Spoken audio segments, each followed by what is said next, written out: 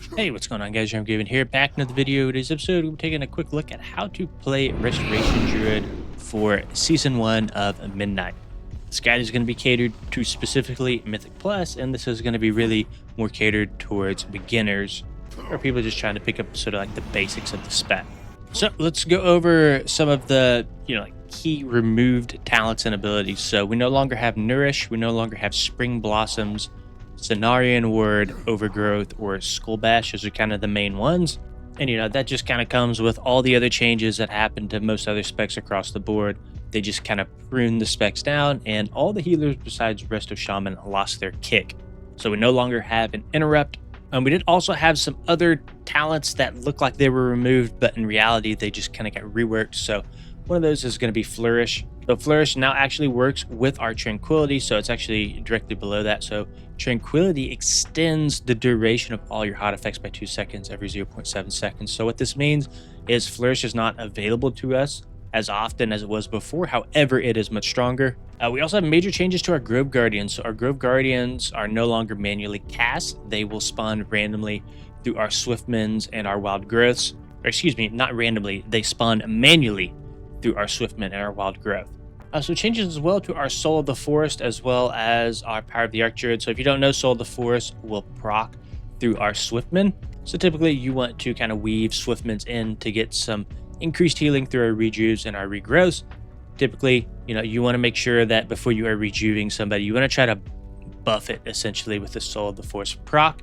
And then this also gets even stronger now due to Power of the Archdruid. So Power of the Archdruid, Soul of the Forest now causes your next 2 rejuves or regrowths to apply to 2 additional allies within 20 yards of the target.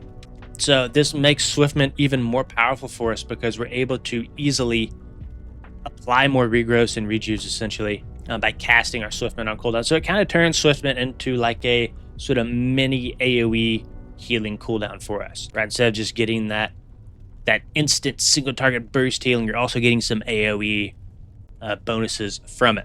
So if you want to get a better look at the talents that we're running right now, this is exactly what we're running in Mythic Plus. There'll be a link in the description of the video if you want to import this. Now, you see that we are running Wildstalker at the moment. Another major talent that I forgot to talk about is the Life Treading talent. So this will be the last talent I talk about, and then we'll kind of move into more how to play. But Life Treading, Efflorescence healing is increased by 25%, and it now automatically grows beneath your Life Bloom target's feet. So whoever you Life Bloom, that efflorescence is going to drop at their feet, and then if they move out of that, you will have to reapply your Life Bloom essentially to move your efflorescence around. So it's just another button that we don't have to press now. I will say it does feel a little awkward to me. I don't know why. I think I'm just so used to how we used to place efflorescence and having it tied to your Life Bloom. You're kind of doing 2 things with one spell, which is nice on paper, but I don't know. For me, it's a little bit of a mental block. I think I just got too used to the old way, but that's how it works now. I think a lot of people are enjoying that. Okay, so let's go in. How do you actually play Restoration Druid? So really, it really breaks down, in my opinion, to these 4 spells. Let's just take Regrowth out of it.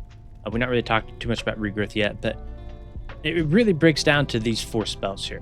You want to keep your Life Bloom on your target. You want to throw out Rejuves, and you have to Swiftman, and after you Swiftman, you're going to make sure that you are Rejuving and that you're Wild Growthing behind that Swiftman, right? Because we talked about earlier about how that works with Power of the Archdruid as well as Soul of the Forest. So you want to make sure that you're using your Swiftman properly. You will see a big difference in your healing numbers by kind of pressing your buttons in the right order, if that makes sense. Right, so on my bars, I like to have my Rejuve and my Wild Growth directly after my Swiftman, so I just know, like, I'm just kind of going down the list here.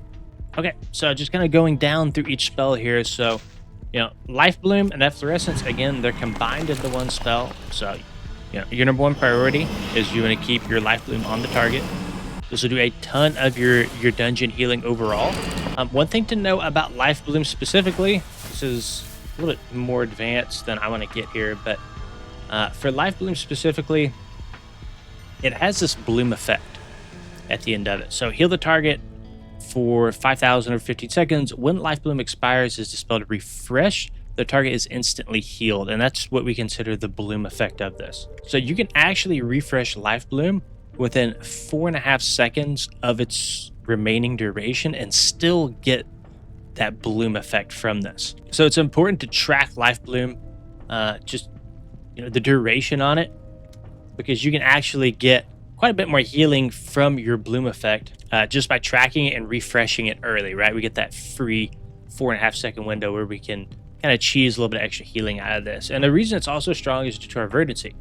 When life bloom blooms, up to 3 targets within your efflorescence are healed for 715. So you're also getting more verdancy props by refreshing your life bloom towards the end of its duration. So just kind of something to keep in mind. I'll be honest, I don't keep up with it that much, but if you're really trying to min-max here, that is something to take a look at. So another thing here with Swiftman is you want to use this more often than not, even if your group is like decently healthy. And the reason for that is because, like we said earlier, with Power of the Archdruid, we're basically spending a cooldown for stronger heal over time effects. So sure, the party is probably not taking damage in that moment, heavy damage, but if you buff your hots with this, not only are they going to be stronger through Soul of the Forest, you're also applying it to multiple allies through Power of the Archdruid. So you're kind of putting insurance essentially on your entire party.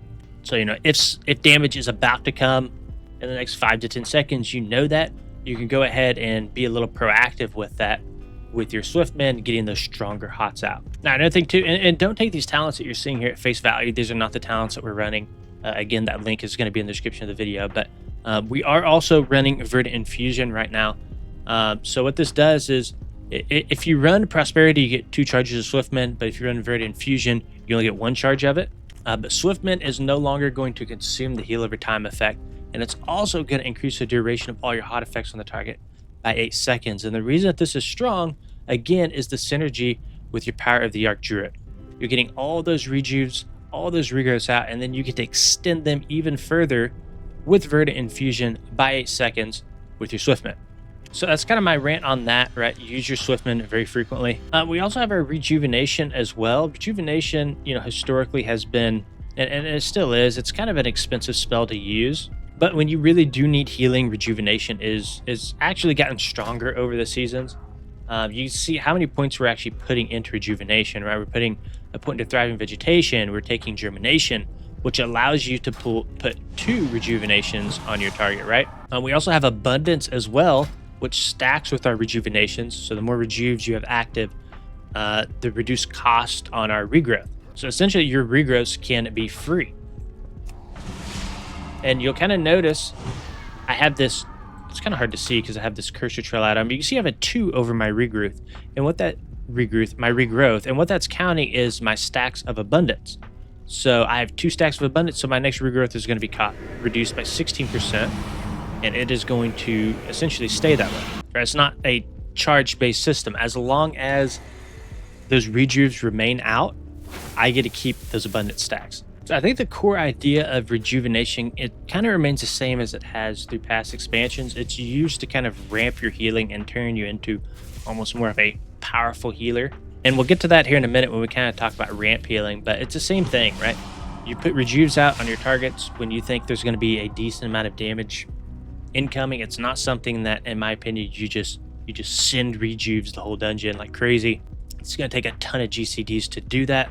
But rejuves do kind of put you in a more powerful state through abundance, the way abundance works, with the mana saving, and then your ramp healing, which we'll talk about. We'll go ahead and just talk about that now. So your biggest ramp that you can really do is with your Tranquility here. So if you don't know what Tranquility is, we kind of talked about it earlier. Heals all allies within 40 yards for X amount, and then the healing is decreased beyond 5 targets, so it's still at 100% effectiveness in Mythic Plus, and it's on a 3-minute cooldown. This is probably your strongest heal.